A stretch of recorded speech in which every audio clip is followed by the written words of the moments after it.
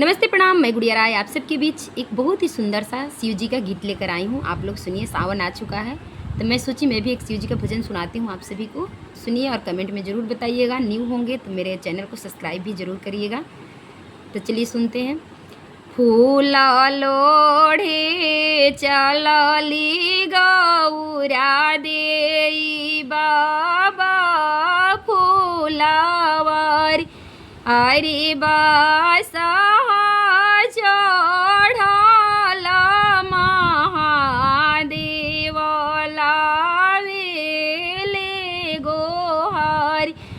अरे बासा चढ़ल महादेव लावेले गोहर तोरे देहले डाल हो दौरा फुलावा छिताराय अरे रोवती कलपति गौरा देई घरे चली जास अरे रोवती कलपति गौरा देई घरे चली जास आ माया लारी हो पूछे बहिना दुलारी अरे कवन तपस्याई गौरा तोहरा के रोआई अरे कवन तपस्याई गौरा तोहरा के रोआई आ भाभी जे रही तुई आमा कहिती भेदलाई अरे लाज सरम केरावतिया कहलो ना जाय अरे लाज सरम केरावतिया कहलो ना जाय भाभी से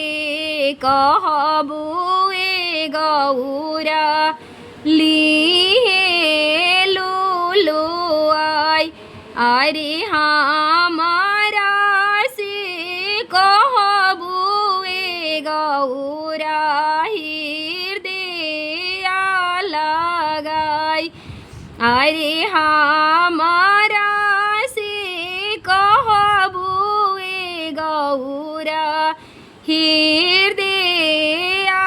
लगाई बड़े बड़े जाटाई आमा बरधाई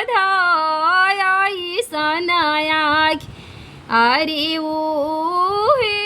तपस्याई मामा हमें के रोआई अरे उहे तपस्याई आमा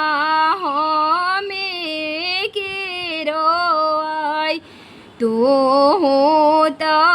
बाड़ुए गौरा बहुते नादान अरे उहे तपस्याई गौरा शिवाजी तोहार अरे